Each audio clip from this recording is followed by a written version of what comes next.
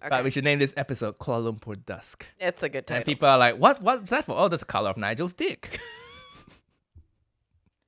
They have a color called brinjal, and that's the color of the tip of my penis. Brinjal. Brinjal, like a light shade of purple mauve combination, My vagina's Mumbai mud.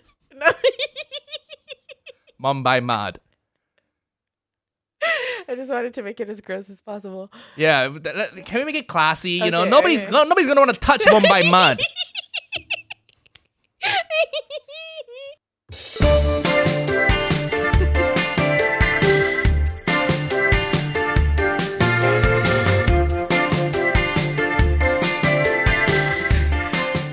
Hi, and welcome to Rest to Meet You, a comedy podcast where two friends try to be funny. Did you see? I did it well this time. Yeah, pretty good. Introduce yourself too. I'm Evelyn Mock. I'm your host. And I'm your co-host, Nigel Ng. Yay! Yeah, that was pretty good. See, it's catching on. Funny. It's spelled, listeners, if you want to leave a comment, it's spelled F-U-N-N-E-E-E-E-E. H. Okay. Right. Oh, is that the H in the end? No, then because funny. No, it's funny. Okay. Yeah. Because I've seen people do it with the Y. Yeah, no, but the it's E is better. It is E. Yeah.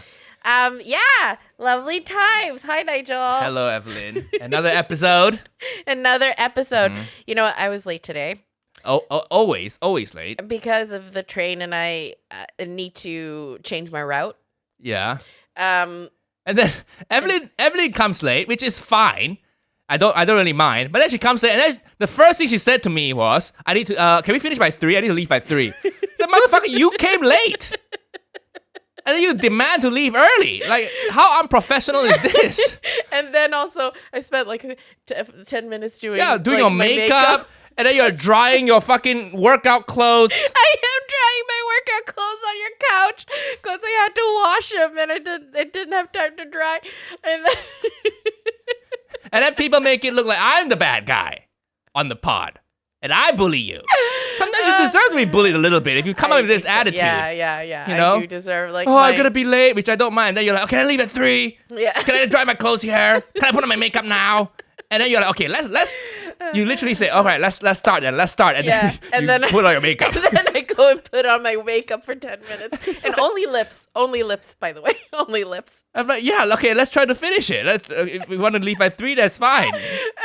Just demanding all this shit, man. Sorry, Nigel. It's okay. Okay. It's I don't know. I'm so stressed. Why? Why are you stressed? Because I'm working so much. I know you post your Insta stories telling the world.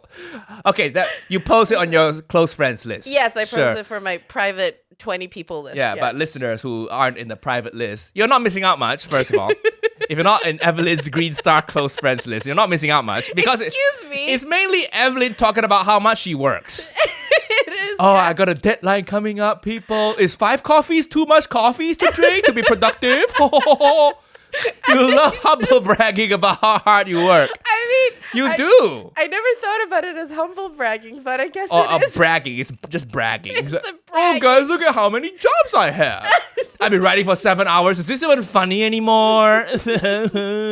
This is verbatim one of your stories, isn't it? It was one of my stories. You screenshotted the stuff you're writing on. Written one day. Is and this even funny? And for the record, it wasn't funny. That line wasn't funny. I thought there was one person who said it was funny, but then nobody else did. So I was like, okay, maybe it's not the funniest because just one person said it's funny.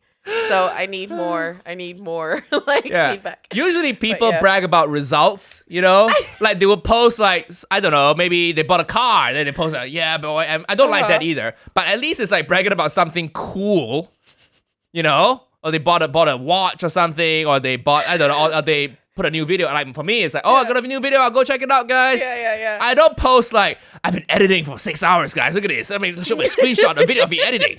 I'm actually working, guys. I'm working so hard. Well, it's like, it's because I don't have any results yet because I'm writing.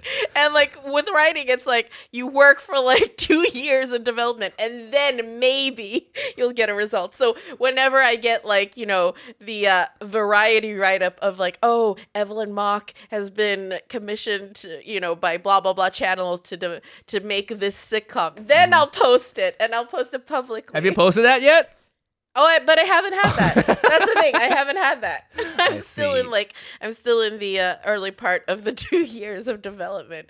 But it's actually true. It is true because you told me you were like you like to make it look like you're not working. Yeah. I love it. Like okay, because you ever have a friend? I have friends who like always tell you how much they work, and it gets kind of annoying. Yeah. I get it. You don't see Bill Burr going like, oh man, I'm gonna record a podcast today. I'm doing 2 shows tonight. Then I'm going to the gym. Hustle. Gets kind of annoying. So I'm like, all right, I'll just tell you when I have stuff to tell you. Yeah. Interesting shit. I mean, everybody works, man. I had a day job. Works, people at the day job when I used to work at Monzo, Uh-huh. and they just tell you how much they're working. Those people annoy the fuck out of me. Really? Well, suck it up. You get paid well, so what's the problem here? And we all are doing the same job. Yeah. Me too. Me too. I think it's you're definitely right, and I don't do it publicly. Like publicly, Thank God. I like to just be like funny on my Instagram, or I try to be funny, or whatever, post about like 90 Day Fiance and stuff. But like privately, I think it's kind of like I do want some validation, and also kind of like a little bit of a stress release because I don't handle stress well. So I'm like, and I'm lonely. I can tell, I'm lonely. when you post pictures about your flat, your outdoor space, it's always pictures of like empty furniture. Yeah. I just bought a chair, guys. I just bought a second chair. My outdoor office is complete. And I'm like, why do you need a second chair? Yeah. Who's there with you? Just you, and sometimes you want to sit on another direction you're facing. So Yeah. it's a very lonely like Insta Life, stories. yeah. Yeah. Well, that was the thing. Like sometimes, and I posted some of it. Sometimes I'll post what I feel like. I'm like, I should post this privately, but sometimes I will post it publicly so that I get some like likes. But I'm gonna stop that. But it's really funny. That's another thing you need to work on in therapy. Validation should come from within. Yes, Nigel. Yes, Yeah. I know. As someone who's nailed therapy, Oh, come on. I feel like I should. I have professionally certified. Okay, I should give you my 2 cents. The me getting you into therapy has backfired now massively. I'm professionally certified. Okay, actually, you've treated like you just got like a swimming badge. Yeah, Like, I just passed like level 2 of scuba diving. Yeah, exactly. I'm like, oh, Nigel. But it's really funny. I will work on not posting, but because I think when it's my private one, I can do whatever I want. But I will say I don't post the results because you made a good point actually. Because I've been losing weight and stuff, and I posted about it in my private one, but I don't post it publicly because I feel it's kind of icky to do that publicly. Yeah, It's weird. Sometimes it is. Yeah, I don't like it when people get too braggy. Yeah. But every now and then it's fine. But I'd rather people brag about the results than the work. Because like sometimes when you see people brag about, because Instagram is all about people bragging about what they're doing, and I'd rather not. I don't want to do that publicly, at least.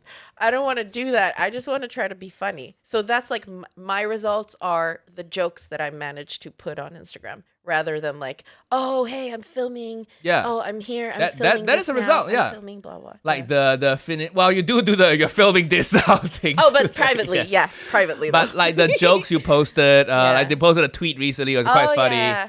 About the Olympics. Yeah, that is nice. I like that. Thank you. Yeah, and it's true actually. My tweet was I'm very fed up with the Olympic coverage because if I wanted to hear about younger, more talented Asian people, I just have my Chinese mom tell me about my cousins. Yeah, pretty funny. Pretty funny. Thank you. And it's actually how I feel. Didn't you feel that? Because I follow like Next Shark. I follow like, all of these like Asian content things on Instagram. It's just like so many like posts about Asians being brilliant at the Olympics. And like, yeah, Asian pride. But I'm like also, ugh, stop it. Like, I'm just so annoyed. I have to say you're alone on that. I'm like, yay, go girl, yeah. Chinese winning ping pong, yes, yeah, great. Winning ping pong. Or the weightlifting, you know? Yeah, the weightlifting lady. Yeah, Wow. it's great. Oof. And what other sport? I don't really pay that much attention to it, so maybe that's why I never felt threatened by an Olympian success. That's really funny. Yeah. But yes, I mean, I have been working a lot, Nigel. Yes. Okay. So we're writing a sketch show. Yes. Together. Yes. Um, Because are really good sketches. I unfortunately, vegan slave owner did not make the cut as expected. even though Nigel, I pushed so hard for it. you did push very hard for it, and he even changed the title to "Vegan Child Labor" to try and get it across. Yeah. But I expected it to not get greenlit, so it's okay. We'll make it ourselves. To be fair, I think we shaped it up really well, and I think like it would if it would have been like a different, because this is like a sketch show light type of thing. If it would have been in like a proper like, you know, show, and it's like, oh, okay, it's your show and stuff, I think it would have get it made. Yeah, we will. I mean, we always start somewhere, right? So one day maybe we'll have our own show where we can have full creative control over it. But we have to deal with the cards we were dealt. So in this case, we weren't dealt vegan slave owner, unfortunately. So even though you did push very hard for it. And we had some funny lines in there, we you did. know? Yeah, and I listeners, shaped it up well. Keep supporting the podcast. One day we might shoot vegan slave owner ourselves. We've got a bit of budget together, you know? We should have like a Patreon tier that's like vegan slave owner tier. And all of that goes to vegan slave owner production. $1,000 a month. Yeah, exactly. To make vegan slave. Okay, but yes, you're working on 2 sketch shows at the same time. I'm working on 2, so it's ours, and then it's one for Radio 4 BBC, and the thing is, both of them are about Asianness, and both of them are running at the exact same time. So like all the deadlines are on the same day.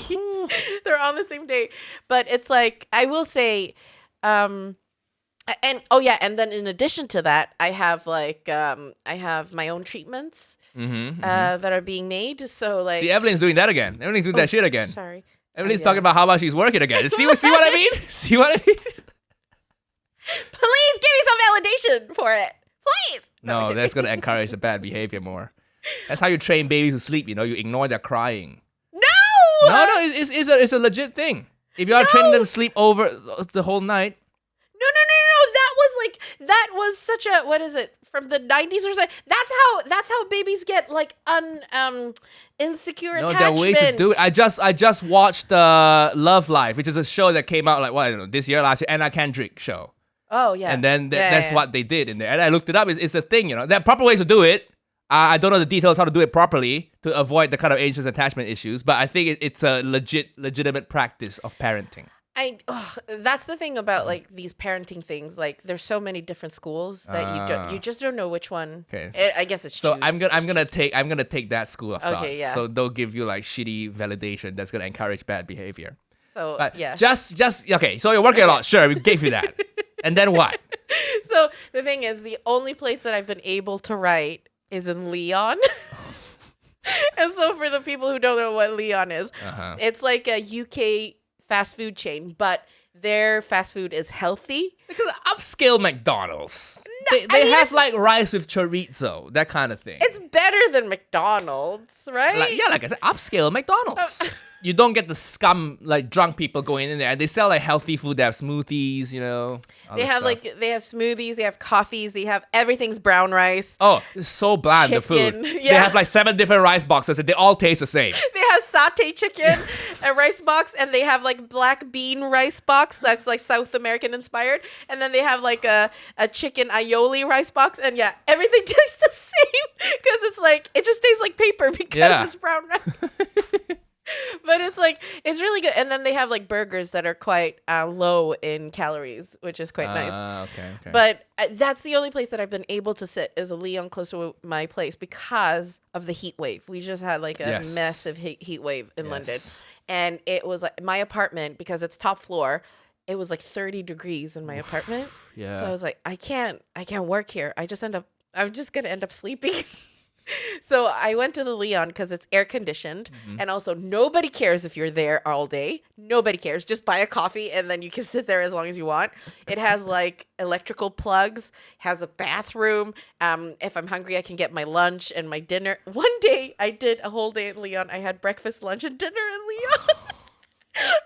and also like hit my target calories. Like I was way under as well. So very good, Leon. Thank you. I mean, it's very easy to hit go under your calorie goals because the food there is disgusting and bland. it's you know, it's not the best, but they do have like this sweet corn short rib, which is like just corn on the cob that they've cut into pieces, and they've put like truffle mayonnaise and like Parmesan cheese and coriander on it, and it's all of my favorite things at once.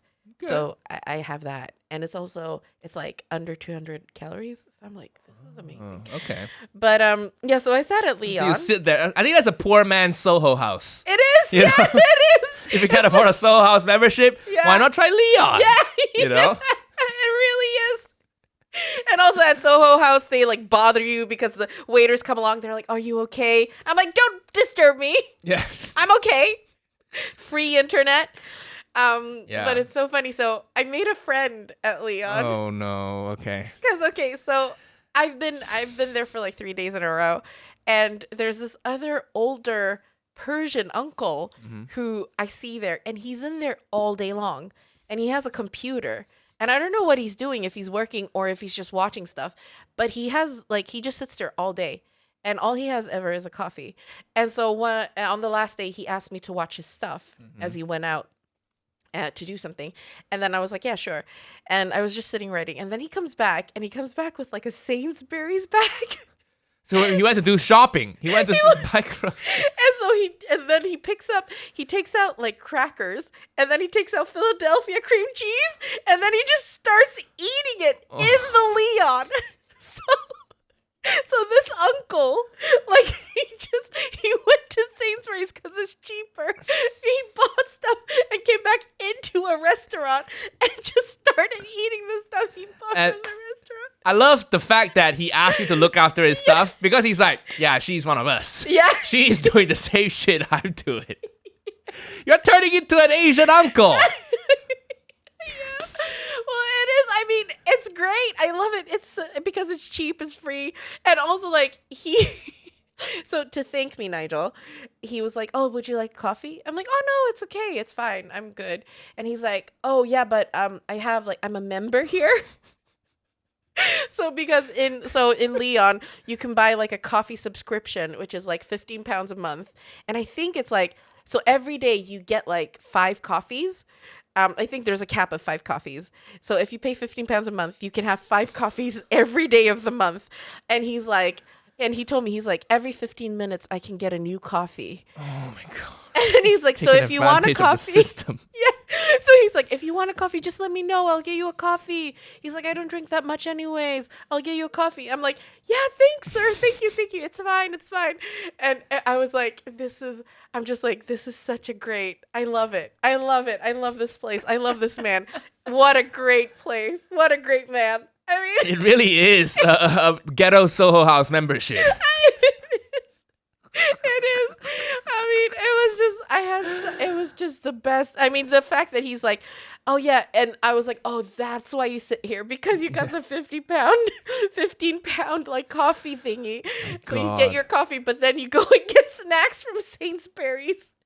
So he's literally in Leon, sort of for free. Yeah, buy the snacks from Leon, man. Don't be a dick. Exactly. Yeah. They have good snacks. They do. All right. Well, listen, Evelyn. I have a Soho House membership now. Oh my God. So maybe one day I'll take pity on you and bring you to one of them, and you can sit there, for a few hours. I don't want to. I like Leon. Okay. You have a Soho House membership. I have a Leon membership. Okay. Maybe I'm going to get that coffee thingy so I can have coffee every 15 minutes as well. I mean, it's the best. Okay. I loved it. I love it. Well, you enjoy that. Uh-huh. Meanwhile, I enjoy the infinity pool in Soho, the Shoreditch House. I'll give you a call. Hey, Evelyn, guess where I'm at? We'll FaceTime each other. Yeah. And all you see is like the blue sky, the pool, and hot people in the background. And with me. Say hi to the Persian uncle, Nigel. Here he is. Hey. He likes hey. Uncle Roger. Hey. Thank you, sir. Thank you. That's so funny. It's Yeah. okay. You can come to Soho House once you get sick of Leon. Once in a while. Thank you. I can't bring you there all the time, you know. I need to still I want to go there quite often. Do you? Yeah, I'm gonna get my membership approved soon. Hopefully in the next week or two. So that's nice. Yes, way. Yeah, it is. I mean, I feel it is very Nigel. Soho House membership. Very Nigel. Thank you. I think that's where you should meet people, you know? True. Right? Okay. You want to meet someone who goes to Soho House. You know what I mean? Instead of a Persian uncle. Yeah. Like you have to okay, dating, right? If you want to meet people, you have to put yourself in a place with the people you want to meet. Okay, yeah. You know what I mean? Sure. Mm-hmm. Don't dating apps are fine, but then there's no quality control. Yeah, that's true. That's true. And also nobody is who they say they are. Yeah, at Soho House, okay, I get the vibes. Yeah. People are cool here. Yeah. You know? Yeah. Yeah.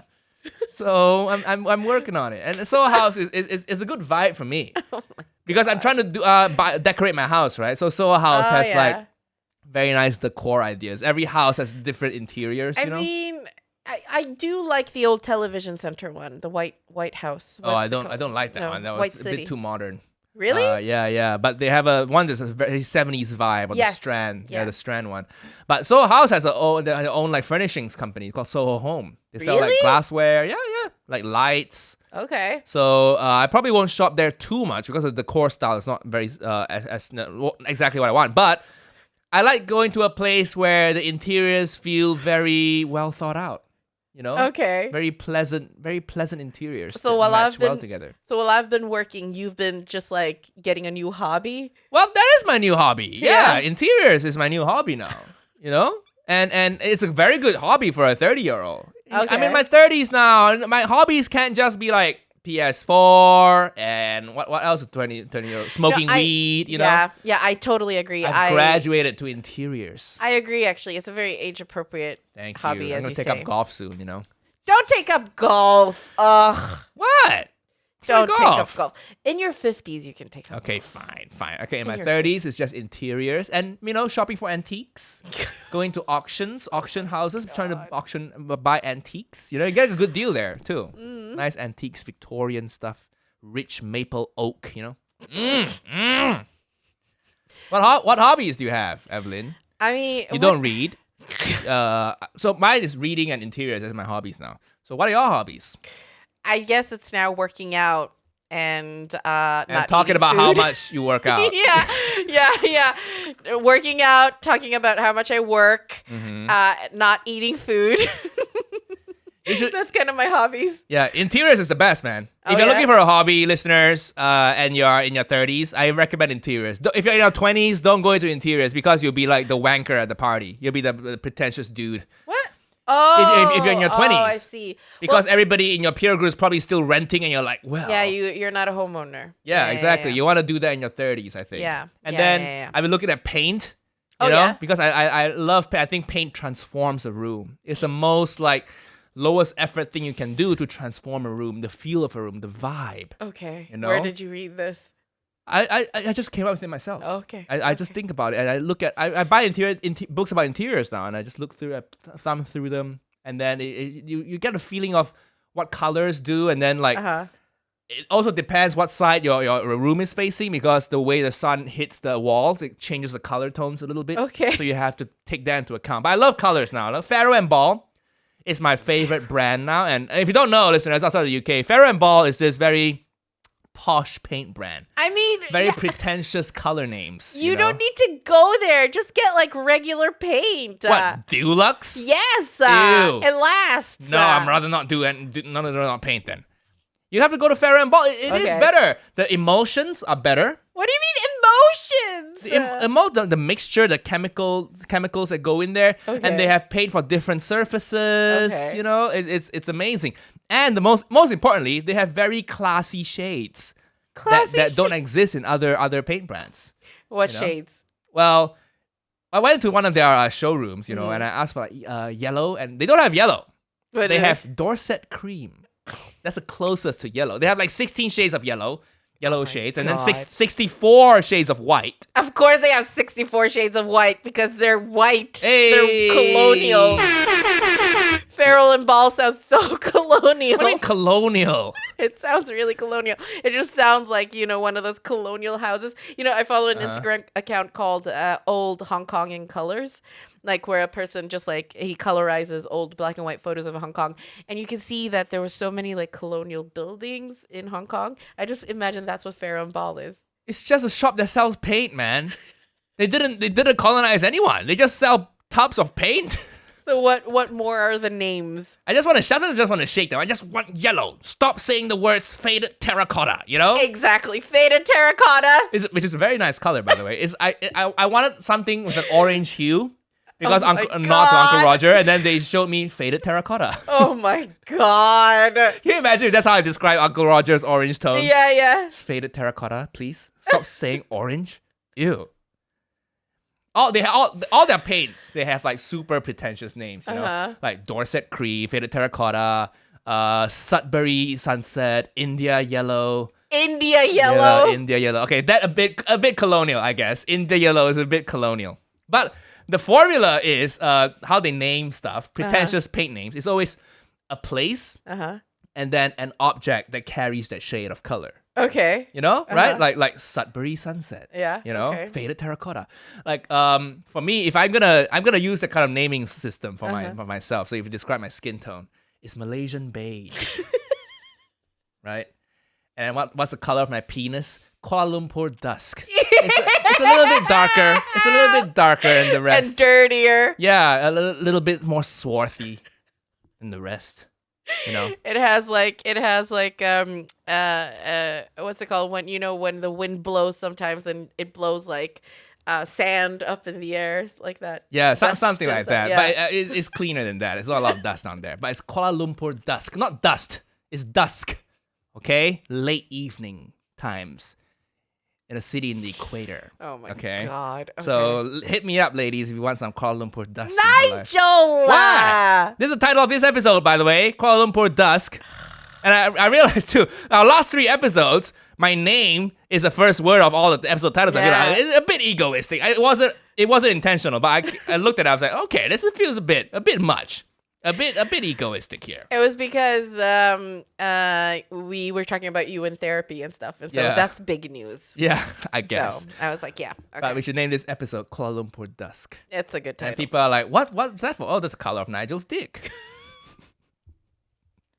They have a color called brinjal, and that's the color of the tip of my penis, brinjal. Brinjal, like a light shade of purple mauve combination, My vagina's Mumbai mud.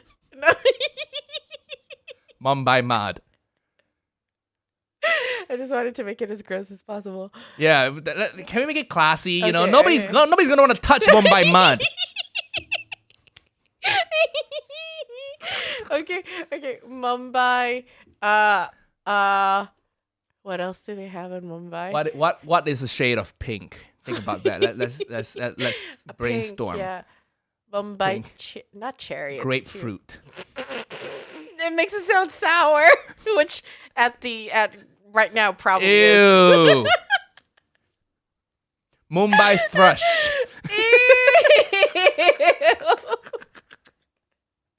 I think Bombay thrush sounds more exotic. Bombay thrush. It does sound That's exotic. the color of Evelyn's vagina.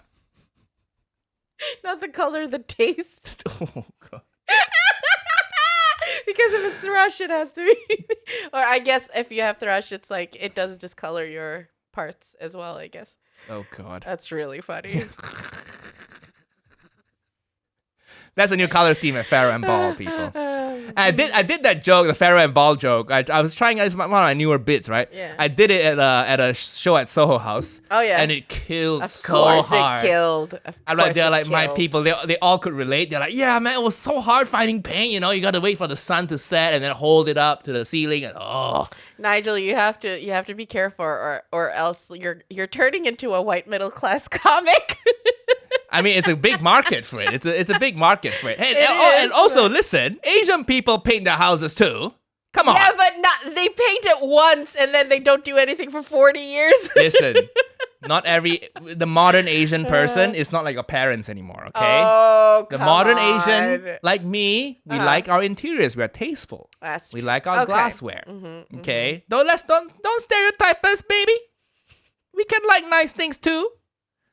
The modern Asian, that's what we need to strive to become, people. The modern Asian. Oh, actually, let me ask you this. Yes. Okay, so I met my friend yesterday. Okay. I told her I wouldn't name her because she's a bit embarrassed about some of the things I'm going to say. Okay. But, okay, the first thing that we talked about was she told me that she read a study where apparently 50% of the population on Earth don't have an internal monologue.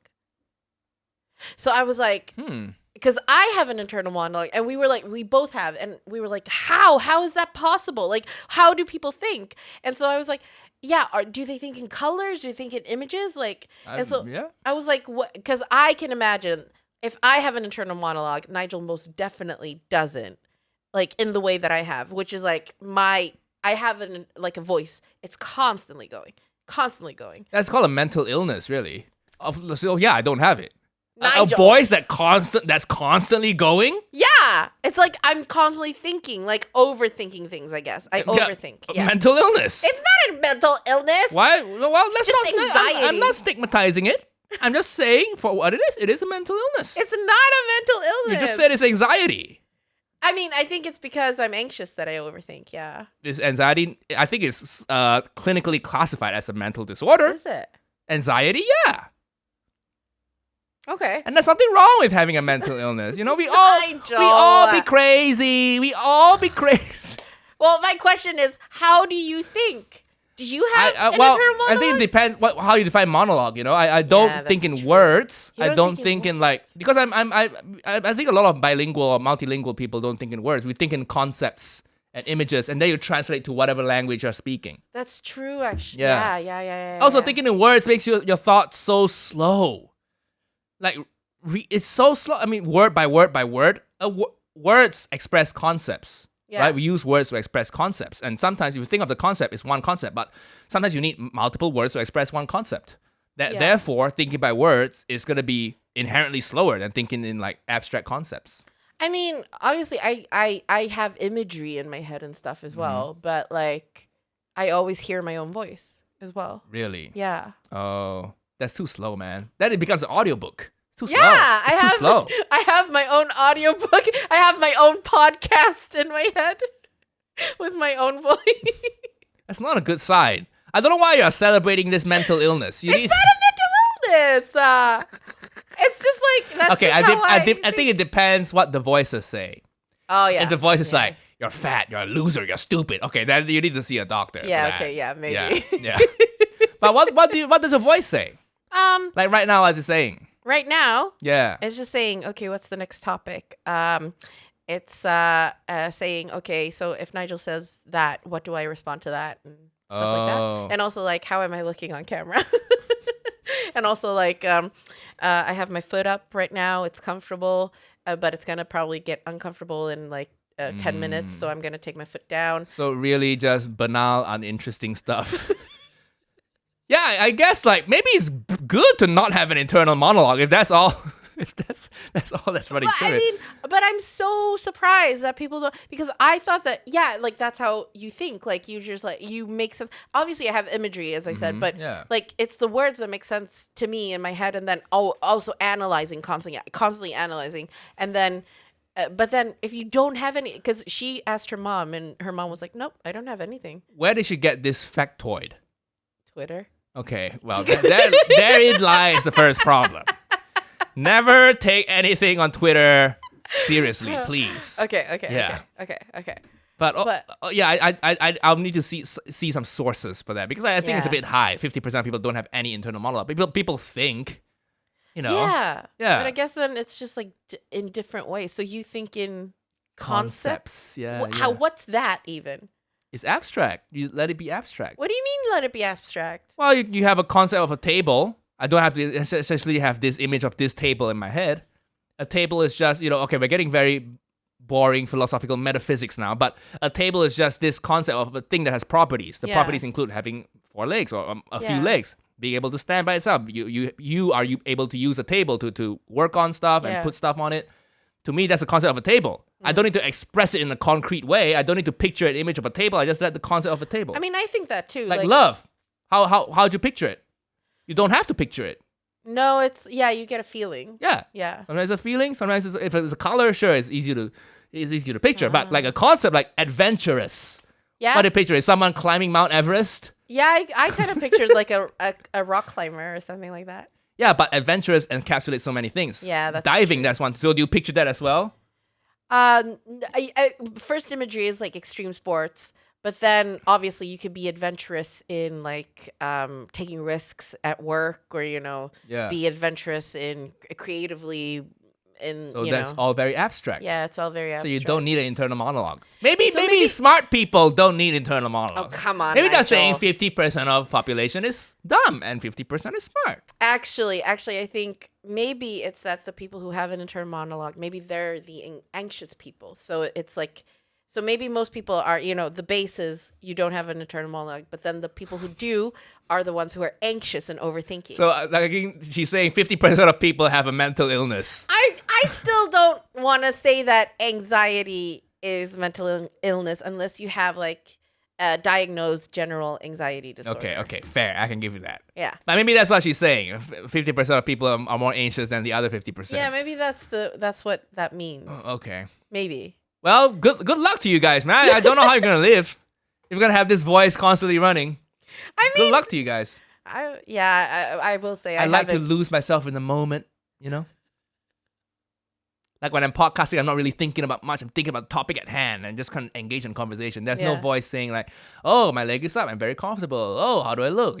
I think I don't like that. It takes me out of the moment. Yeah, definitely. And that's what like Eckhart Tolle and everything is talking about. Oh, does he? Like, just being present in the moment, blah blah blah. Yeah, want to try that? Try that sometimes, Try present in the moment sometimes. I'm present now. Okay, fine. But also, moving on to the this next topic. friend. Who is this friend? One of your improv buddies? No. It sounds like something an improv person would say, No. These generic factoids about life. No, she's These top line studies you get in the Daily Mail. Science research shows 50% of people don't have internal monologues. She's a writer. She's a writer. Okay. And we came into another subject, which I was like, this I have to ask Nigel. Okay. Okay, so she's also bigger. And we were talking, and she was like, yeah, we got into the topic of sex and stuff. And she was like, yeah. She's like, yeah, so men like fat pussies, but they don't like fat bitches. And I was like, what? Which is, I was like, yeah, I don't like fat bitches, get that. But then I was like, fat pussies? And yeah, also, we love a fat what? pussy. Yeah. Is that true? I now I'm thinking, I never phrased it like that before. But yeah, some pussies are fatter than other pussies, What does it mean though? Like, what is it? I'm thinking, I don't know exactly what she means, but maybe I think she means like there's more like meat around the vaginal opening area, like pussy cheeks, Pussy cheeks. Some people have like pussy that's just flat. Some people have like more rounded pussy cheeks, you know? And then I think maybe it makes a pussy look more youthful. What? Because Asians, how sometimes we have like cheeks more. There's more elasticity there. It makes you look more youthful. Like babies have like big cheeks like that, Yeah. But sometimes there are women out there who are like very sallow, very skinny, just skin on bones, which look great, very angular. But then they age faster because there's no collagen. So you want a pussy with collagen, Oh my god. You want elasticity in the pussy. Elasticity. You want an elastic vagina. Yeah. You want something. God. A youthful, elastic vagina. That hopefully, don't be a pedophile, but find a grown woman with a youthful, fat pussy. So to me, like, what it meant was like, she was like more cushion for the pushin', basically. Yeah, I think you can interpret it like that. Yeah. That's so funny. So what? But is that like always connected to like the weight of the women? I don't think so, because I've slept with people who are big but they have a skinny pussy. I also slept with small people with a nice fat juicy pussy, Oh my god. Hey, you brought up the topic. I did. You brought up the topic. I did. So I think it's genetics. So don't worry about that, ladies. Whatever pussy you have is beautiful. I've never turned down like an available pussy because it's skinny. I've never been like, ugh, disgusting. Your pussy. Feed your pussy, baby. It's too. You have this emaciated looking pussy. Emaciated. Oh my God! Is your pussy suffering from a famine? What is this? What is this Irish potato famine pussy? Okay, stop it. Enough with that shit. Stop it. Stop it. What is this third world drought pussy? You know? Give me like a nice, healthy, well-fed pussy. Give it like corn-fed, free range. Nigel! I'm riffing. Orange. No, what was it? Faded terracotta? Yeah, I like some faded terracotta pussy, girl. Some Bombay Thrush. Give me some Bombay Thrush pussy. Nice and juicy. Squish, squish, squish. Squish, squish, squish, squish, squish, squish. But it is funny. I mean, it's like, because she was saying she was seeing somebody who said that he liked it more because he's like, so she's just bragging about her fat pussy then. Why are you friends with people who just brag about things that they shouldn't be bragged about? I don't think she worked for a fat pussy. She's not bragging about it. What do you mean worked for a fat? Like you probably can't like. Oh, it's genetics. Yeah, it's genetics. So you can't work for a fat pussy. But I mean, like, she wasn't bragging. We were just talking girls do. And she was saying, you have some weird girlfriends, girl. I think I have some very normal. This is what we talk about when you guys aren't around. Okay. What do you think we talk about? Well, I don't know. Economics, finance. You don't have to talk about that. But I also know you don't have to talk about fat pussies. You know? But okay, fine. You're very, very fascinating girlfriend. What did she say? Her boyfriend likes her fat pussy.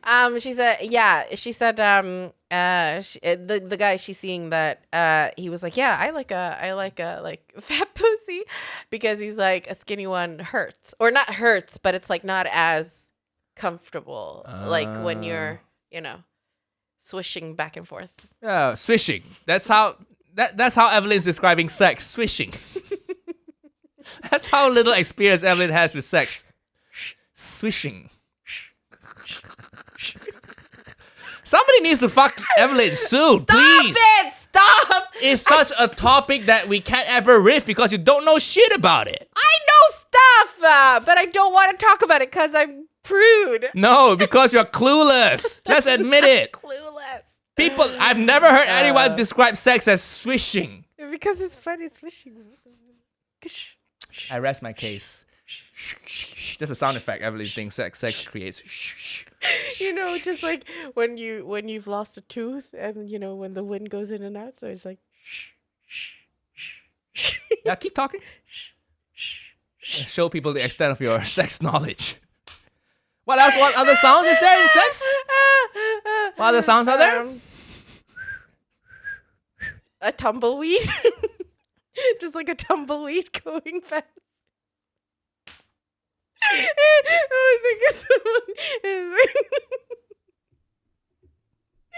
I think it's fun.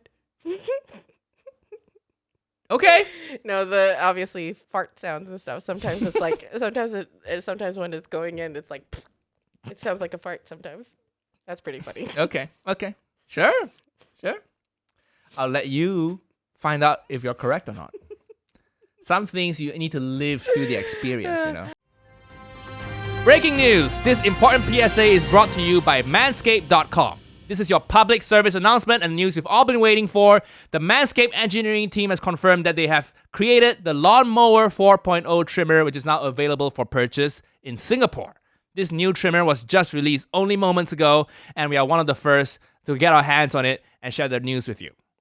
I'm one of the first people to try the Manscaped 4.0. I mean, I'm blown away by how good it is. They have advanced ceramic blade and skin-safe technology. It's so good. It almost seems like Manscaped worked with Elon Musk engineers to make your balls as smooth as possible. And you know me, I always try to shave my balls, and Evelyn thinks it's gross, but I think it's a nice thing to do. And you don't want any nicks or cuts. It's very precious things down there. You want to be careful. Don't bleed. Don't start bleeding. It's not sexy at all. So what makes this trimmer different from all other trimmers? So the new lawnmower comes with a multi-function on-off switch, a really bright LED light, and it's waterproof so you can shave your balls when you're in the shower. Also, did I mention wireless charging? Because a new lawnmower has electromagnetic induction, makes the batteries last longer as well. If you're still trimming your face with a ball trimmer, it's time to upgrade. So go to manscaped.com with code RICE for 20% off. Nobody wants to end up with pubes in their mouth, and your balls will thank you. Again, that's manscaped.com and use the code RICE for 20% off. Thanks, Manscaped, for sponsoring us. Speaking of dumb things, What? I've heard someone say this, like, that made me cringe so much. It made me cringe so much, I kind of want to create a reaction video about cringy things people say on interviews. Okay. It's like just this, like he's an Asian guy and then he just grew up in the West or whatever. It's complicated identity, right? And then he said like, I don't mind that I don't belong anywhere. Because if you don't belong anywhere, you belong everywhere. Honestly, Are you cringed? I've probably written that somewhere. Oh, is that one of your essays? What is one of your essays, right? It's really... It's my identity. If you don't belong anywhere, you belong everywhere. I just want to be brave enough to be kind. Live, laugh, love. Dance like nobody's watching. Like, okay, I get it. I'm not white enough to be white. I'm not Asian enough to be Asian. It is really cringe. It's very really cringe. My God. Very cringe. Have some self-awareness, people. Yeah.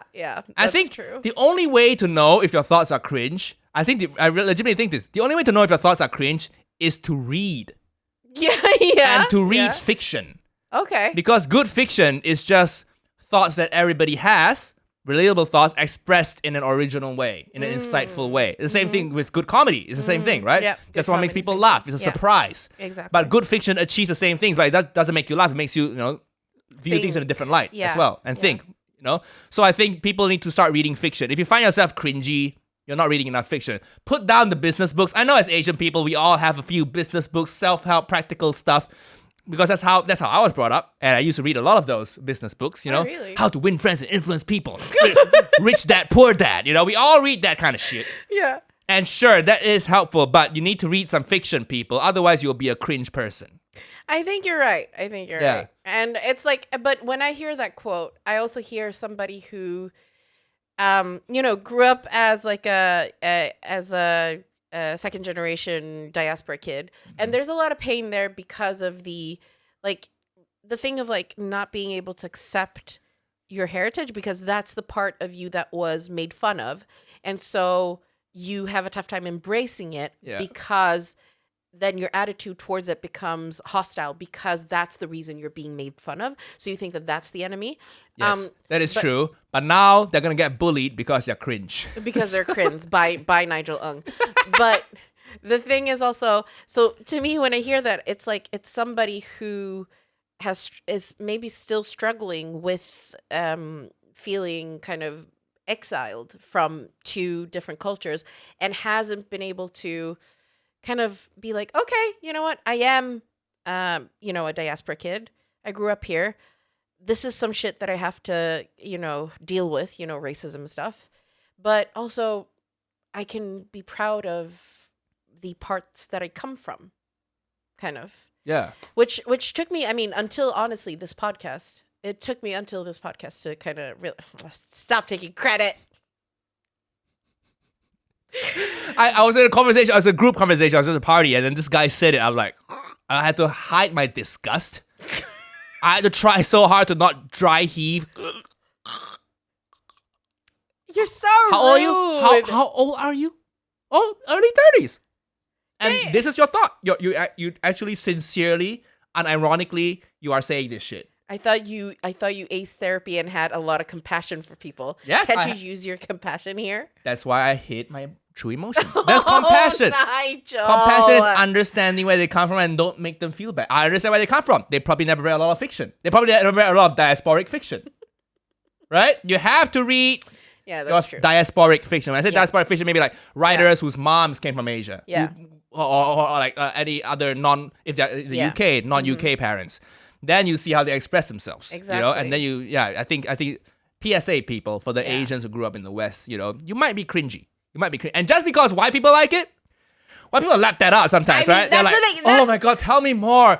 And then you're like, okay, Sometimes you feel when you don't belong anywhere, you actually belong everywhere. Oh my God, I've been traveling, and that's something I realized too. When I realized that in Thailand too, I don't belong to these Thai people, but I belong everywhere. I'm a global citizen. Oh my God, it's so insightful. If so, that's a sign actually. If white people are lapping that up, it's probably cringe. It's probably cringe. If it's like, if they're lapping that up, like if you're talking about the diaspora experience and you're saying these things and like and they're like, oh my God, I love that phrase. Yes. It's probably cringe. It's probably cringe because these are the people who wrote Eat, Pray, Love. And like, you know. That's like nobody's watching. Exactly. And love Brene Brown. I love Brene Brown. If you can't handle me at my worst, you can't handle me at my best. Exactly. That's a surefire sign. It's probably cringe. I love that saying so much. I'm gonna put it on a tote bag. But you know, also like it's like the saying. What was it? No. I'm gonna tattoo it in. Yes. I'm gonna tattoo it on my body. This means so much to me. If a people who tattoo in like characters from another country, from another language that they don't understand, but they've just like trusted the tattoo artist to tell them what it means, it's probably cringe. Yes. That's why every Asian needs Asian friends. Yeah. I don't care how whitewashed you are. You better get some Asian friends who will call you out on your bullshit. Who are from Asia. Who are from Asia. Yeah, from who? Okay, it doesn't have to be from Asia. Just have a stable sense of identity. Let's put it that way. Well, I mean, the thing is, sometimes if you only have diaspora friends, the whole group can feel that way too. What do you mean? Oh yeah. They can all. I'm sure there are diaspora people who have, like me, a stable sense of identity. Oh yeah. Who will call you on your cringe fest. Yeah. You know, you need friends to be like, all right, bro, listen, you're being very cringe right now. Yeah. So cool it on the cringe. Try not to sound smart. Because I think when people try to sound smart, that's when cringe happens. Yeah. You know? Yeah. I feel like you're calling me out, but you've already called me out. I already called you out. Yeah, all of your cringy social justice-y type stuff, yeah, you know? Yeah. So and also, cringe is never funny. No. Making fun of the cringe is funny. Cringe is never funny. Yeah, that's true. And true. I saw this comment about last week's episode. We talked about how I have to have a professional life and a personal life and have that split. Yeah. And if I'm harsh to you, in a personal life, I'll check in. And as somebody said, well, I would like to see how Nigel is in a personal life. And I was like, are you sure? Yeah, it's really boring. It's not going to be a good episode. It's not going to be a good episode. I'll be just like you. And you don't want to hear that. People tune in because we're entertaining, bombastic, and crazy. No, it's not going to be. You won't be just like them. You'll just be like, you'll be very, because Nigel privately is very, like, is not demure, but what's the word? Like it's keep almost myself subdued, deflated, subdued. Yeah, I'm chill. You're very chill. Like you're too chill, and I don't know. Maybe it's because you work so much, so you're like, ugh, I'm tired. No, because I know you, and I know you well, and I don't feel like I have to put on a front to be like, hey, how's it going? Yeah, how's the journey? All good? Yeah, Did you make it here all right? Yeah. You know, how's the gym going, Evelyn? Tell me more. Compassion. Yeah. How's the gym going, Evelyn? How's the treadmill treating you? How's your fat pussy? Ew! All right. Well, I mean, it is that thing of like, yeah, it would be a very, because when we talk privately, it's just like, oh yeah, this food is good. Yeah, it's good, right? Yeah, really it's nice. good. Yeah, it's good. Yeah. Oh, so that, did you see that email? Oh yeah, okay, cool. Yeah, cool. the email's okay, you know. Yeah. Oh, are you answering that? Am I? Oh, okay, cool. Yeah, nobody wants this. We'll have zero patrons. They're all like, stop pledging on Patreon. Yeah. I mean, we do talk about fun stuff too, but it is very subjective. Because we're not performing, you know? Yeah. But I'm not very different, am I? I think you're more subdued in real life too compared to now. Oh, yeah. Well, obviously, yeah, that's true. Yeah. That is true. So we will stay professionals on the pod, okay? Let's just all stop being cringe and try to be original for once. And try to be original. You called me out on it one time, actually. What? I remember a few episodes ago, I'm like, I'm not white enough to be white, I'm not Asian enough to be Asian. And then you're like, what's the problem with that? Sometimes that's your reality. What's the problem with that, Nigel? Yeah. And now you're agreeing with me. No, what changed? What changed, Evelyn? You realize making fun of cringe people is fun now? No. Well, first of all, I called you up because you were saying like I'd rather see tits than that. I stand by my point, really. I'd rather see things that arouse me than things that cringe me. Well, also, what was it? I was like, I think it's like it's That was valid, for a bit of context. That is, I think, an episode back in March. Yeah, it was really long time ago, Yeah. and it was like, you were very tired of that specific expression of, I'm not not British enough to be British. Yeah, I'm not Chinese enough to It be just Chinese. shows that you haven't read a lot of books. But it summarizes the thing, and you wanted like a different way of expressing that. But I was like, it summarizes the experience very well. So does live, laugh, love. Yeah, you have to live. You have to laugh. You have to laugh. Yeah, I think you summarize life well. But just because you summarize well doesn't mean it's good. But I think the difference there is like that's just like I feel like that's more of a statement. But then the difference with I realize that just because I don't belong anywhere, I belong everywhere. That's like more of like a this is so wise. I'm just saying this now to you. Listen, it's the same vibe to me. That is it. If you can't handle me at my worst, you don't deserve me at my best. That's kind of so wise too, right? It's the same energy. It's the same. That's the same energy, but I don't think it. I think it differs from the not Chinese, British enough to be British, not Chinese enough to be Chinese. Okay, I don't think it differs. Okay. And as I'm not even a diasporic person, I'm an immigrant. When we say, okay, a lot of people don't know what diaspora means. It just means like if you're not from a different, the same majority culture. It means that, well, diaspora is like a group of people who went from one place to a different country and have built a community there. Yeah. And I'm an immigrant. I'm not even second generation, but I read these books to try to understand people. Look at the compassion in me. I have to express it more, unless my therapist said, look at the compassion. So I'm just saying, Again, I don't think it's expressing it more. I think it's like showing it. I think it's like enacting it, maybe. But okay. Well, that's why I read diasporic fiction, second-gen fiction. You know, like Celeste Ng. What I'm reading Girl, Woman, Other right now by, I forget what her name is, Bernadine something. But great writers, very diasporic fiction, because I want to understand the experience. But what I don't want to do is listen to an essay that the essay podcast you wrote that was like Cringe Fest 1000. We're gonna react to that one day. You're gonna I know it felt very insightful at the time, but I guarantee you 6 months from now you'll be like, white people loved it. I've hidden my culture and identity for so long because I thought it was shameful. Oh. And it's easier said than done to be proud of yourself, but I can't do it. It's true. It's true. That's the kind of essays you write if you don't read diasporic fiction. Okay. Yeah. Okay. But that being said, it's a good try, I guess. You have to realize you're cringe to move forward from it.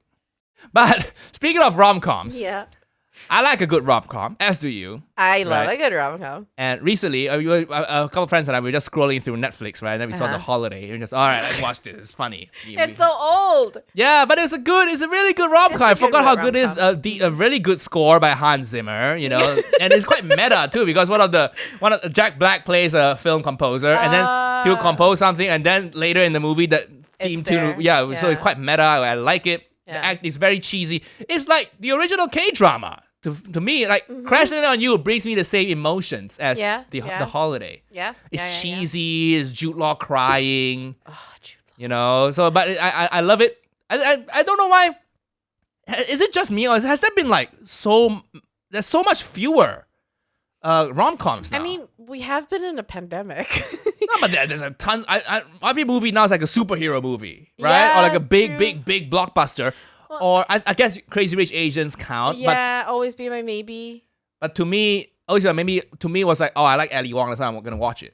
You know? But that was more... And Crazy Rich Asians was more, it's an Asian film, let's watch it. Yeah.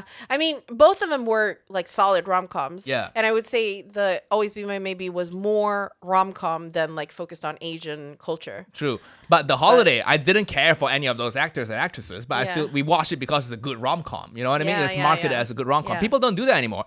People don't do romantic comedies anymore. They do romance dramas. Which is always the most depressing shit. I love them. They're very acclaimed. And I watch like Blue is the Warmest Color, Call Me By Your Name. Blue is the Warmest Color is like the most depressing like porn. lesbian. It's an acclaimed film. Please, it's art. It's art. They always call it art. Yeah. It's porn. No, it's art. And Call Me by Your Name. It's Yeah, two gay guys yeah. fucking a peach. What? Yeah, he fucks a peach. Really? Yeah, you gotta see that film, man. It's a good film. How do you even fuck a peach? It's too small. Just stuff the dick in there. It's fine. It's so small and it has a pit. I don't know how they did it, but he fucked the peach. And then the guy, he came in the Chalamet? peach, and then one of the, Chalamet fucked the peach, and then Army Hammer, Chalamet came in the peach, and then Army Hammer picked up the peach and ate No! it. Are you serious? Yeah, that's one of the scenes. That's one of the scenes. My friend named their kid after that character. What, Army? Elio. Elio, oh. And the movie ends with just Elio staring into the fireplace and weeping. A 'Cause he- still camera shot, one shot, long take.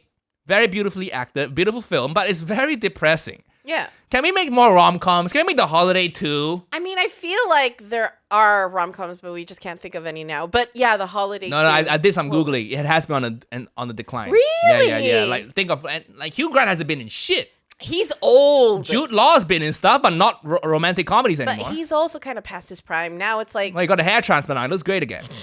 Okay? now it's like, I mean, Rebel Wilson made one for Netflix. Yeah. Okay, I can't come up with any more. See? But yeah, okay, so The We need Holiday to make 2. The Holiday 2. What would it be This about? time, they switch places with someone from Asia.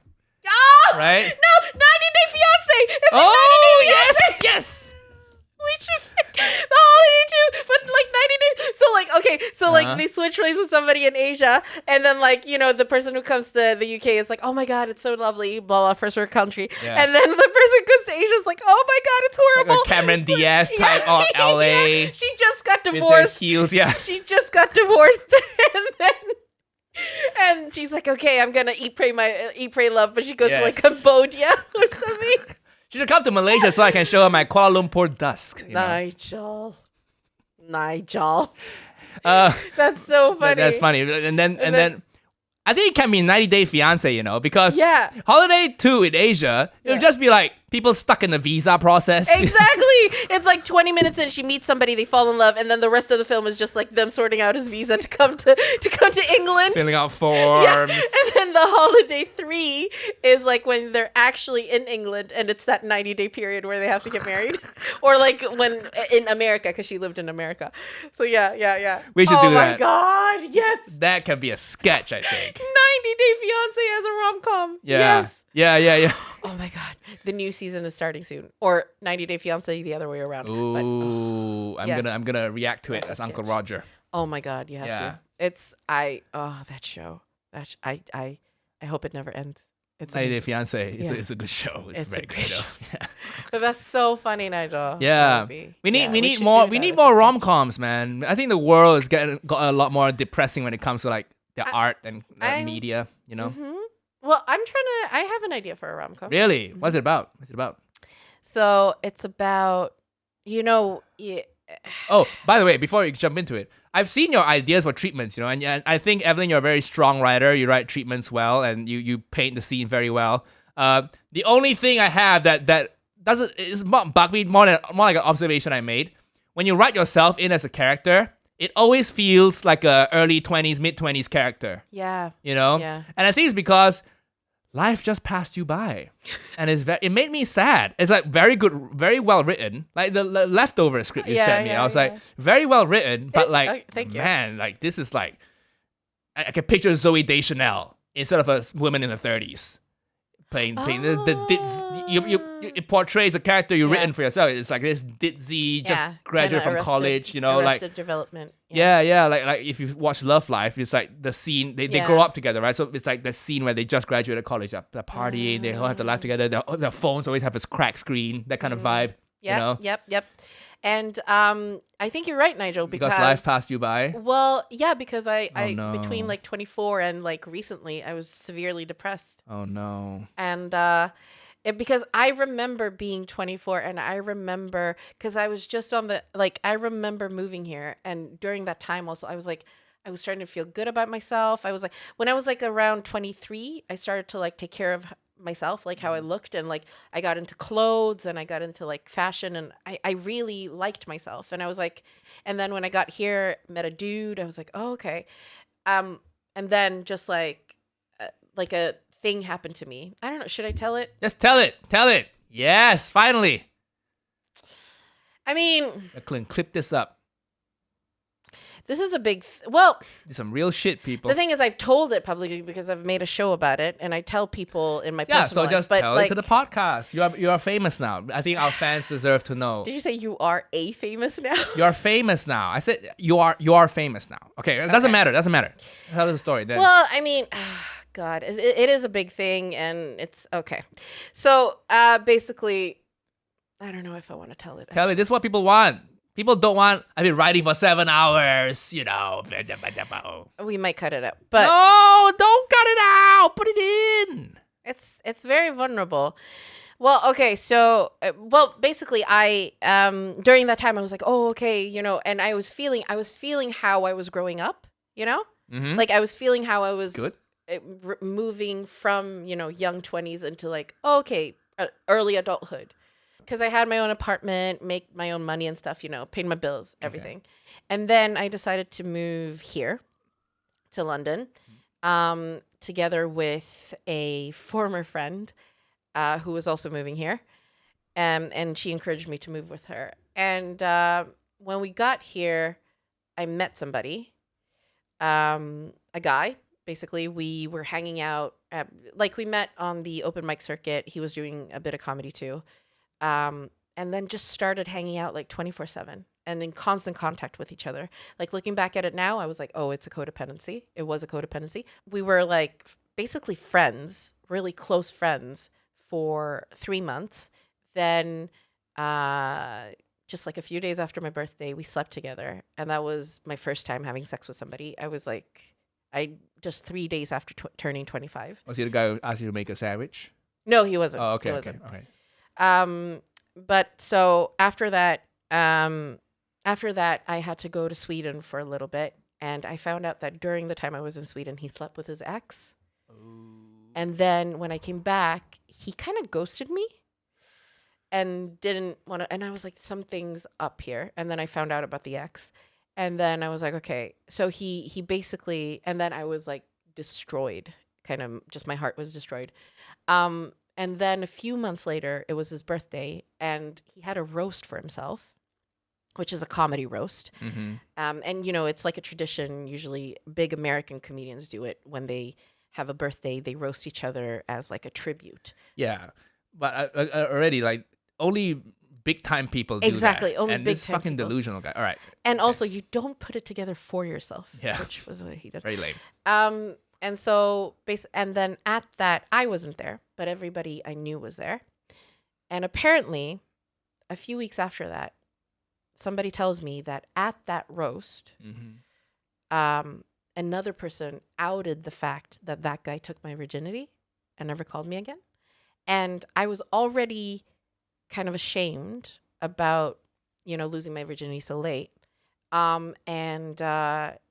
When that happened, I was humiliated because everybody that I knew was in that room except for me. And so that destroyed me. But at the same time, the friend that I had moved to London with was the narcissistic friend.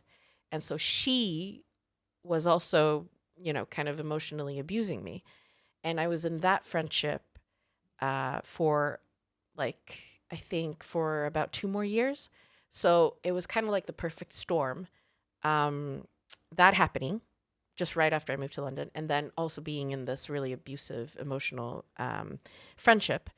And also at that time, the people that I was surrounded with, they weren't good people because there was like nobody, it felt like nobody took my side. Because I remember there was one person who was like, I was still really, really feeling bad about it, like I think maybe 2-3 months after or something. And she was like, yeah, you need to get over this now. I was like, what?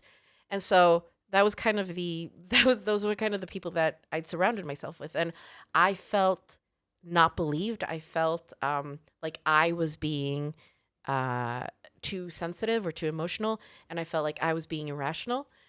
And then I got super depressed, moved back to Sweden for a little bit. That happened in 2012. Then I moved back to Sweden at the end of 2015. came back to London, wasn't in contact with any of those people anymore, met some new people that I was friends with, felt really ashamed about it, carried it with me. But then I opened up to one of my new friends, and she was the first person who said, I'm so sorry that happened to you. That is awful. You must have been so destroyed. Like, she validated she validated my feelings basically about it. And when she did that, I felt seen and heard. And I was like, oh my God, you're right. Like, I am not the crazy person. Something awful happened to me and nobody around me supported me. And I was so ashamed of it. Like, I was so ashamed of it. I didn't tell any of my friends at home. I don't think I still have told them. And they're probably going to hear it here. And my cousins are probably going to hear it here. So I basically haven't told anybody that is actually in my life, that is going to be in my life forever. Because, I don't know, it's still kind of a weird thing to bring up. But yeah, so there was just so much shame and so much like awfulness around that. And that took me 8-something years to get over. I don't know.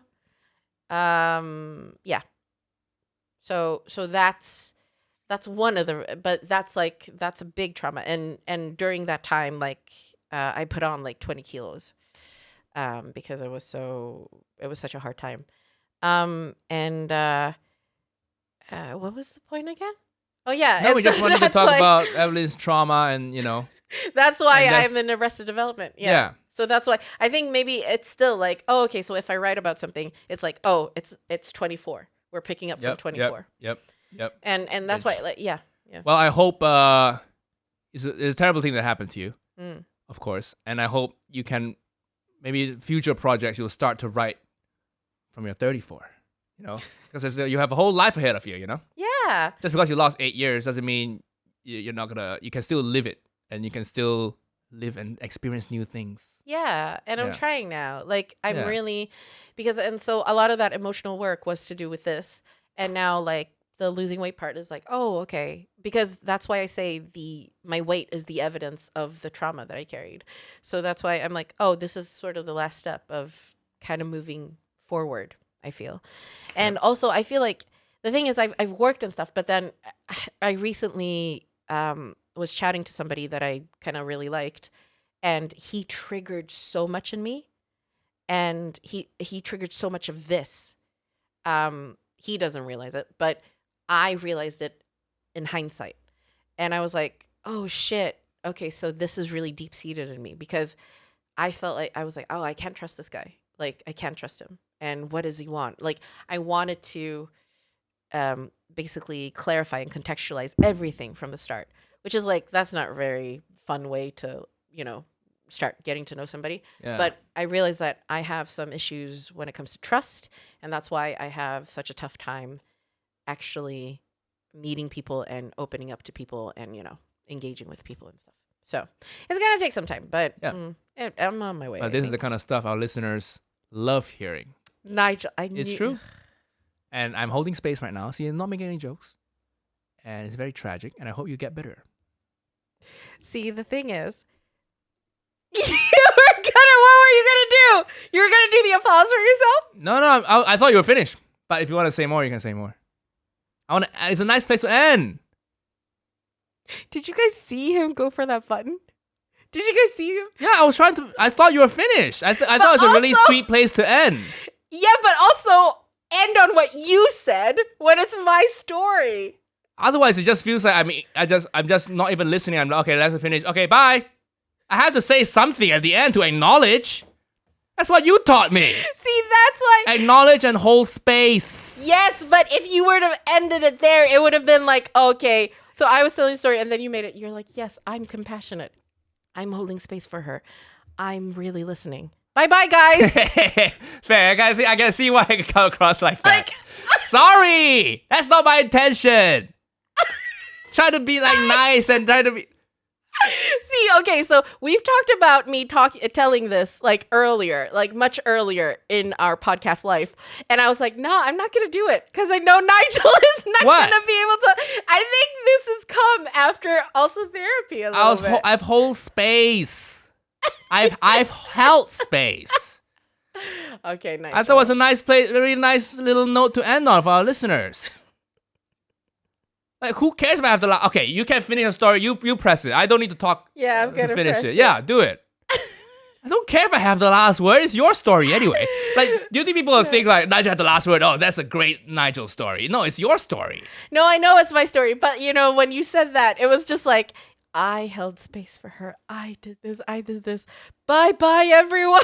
Like it's just so funny. Oops. Yeah, I can see why I can come across like that. Nigel. Yeah, okay, so that's my story. We'll see if See? That's something I piece together too when I read your treatments. And then I piece it together. I'm like, oh, she writes like this because she's lost years of her life due to depression. Yeah, because the last time I interacted with, I guess when it comes to relationships and stuff, the last time I actually had like a life was when I was 24, and it was like I was very excited. I was very excited about it, and then everything just stopped, kind of. You can always get into interiors with me now. I'm not gonna go antique shopping with you, Nigel. Well, thank you for sharing that story, and I think when our listeners want substance, right? And that is substance. People want to know on a podcast, this medium is great for people sharing long, fleshed out things about their life that you can't share anywhere else, So I think our listeners will appreciate that. Okay, so basically, dudes, I shared a very personal thing with you guys. Don't know if I'm ready to share it on the podcast because... then again, I did a show about it, a comedy show about it. You saw it.